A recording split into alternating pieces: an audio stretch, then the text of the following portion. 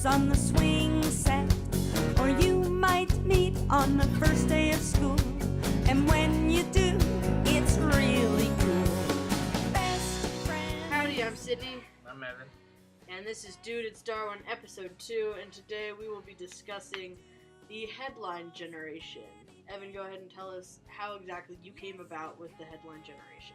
So I was at work and I wasn't exactly sure how it just popped up, but I realized a lot of what people were talking about nowadays were headlines. They were like facts. They weren't anything past what you would read as a book cover. It was the book cover and nothing less. So it's everything you see popping up on social media, thus people reacting on headlines.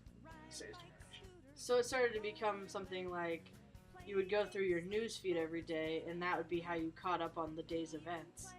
And that's from everything from, a suicide bomber in a foreign country to, Cameron Diaz is pregnant. And we take that as fact because that's what we've read, and we don't bother to do anything more as far as learning about the topic. No one's fact-checking anymore. We're all just taking everything at face value. And we at Darwin are strong believers in having the facts to back up your opinion. An informed opinion is important to us. Darwin fit rule number 1, education and awareness. So our solution to this problem of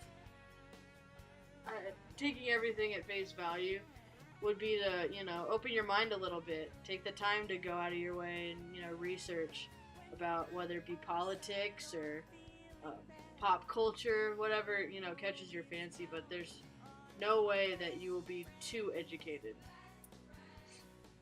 So our current topic of the day is the U.S. support of France after the attack this last week.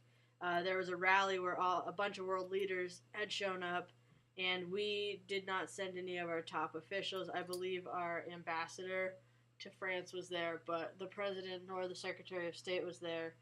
How do you feel, Ev? Would you have sent people?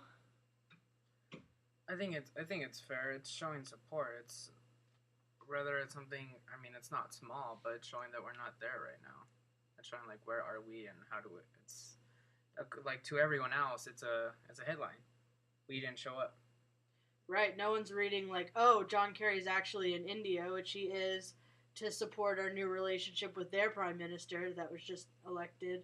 But nobody would read that. All they see is that split second of the U.S. did not show up for the rally, the peace rally in France. So I agree. I think I'd send some people as well. I would have sent someone.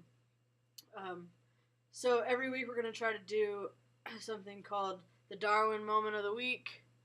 And this week it goes to my dad, who doesn't like anything to go to waste. Which is fair. And we were going through some food yesterday, and it was expired by, I think, a year. But it wasn't like anything liquid. It was, I think they were nutrition bars.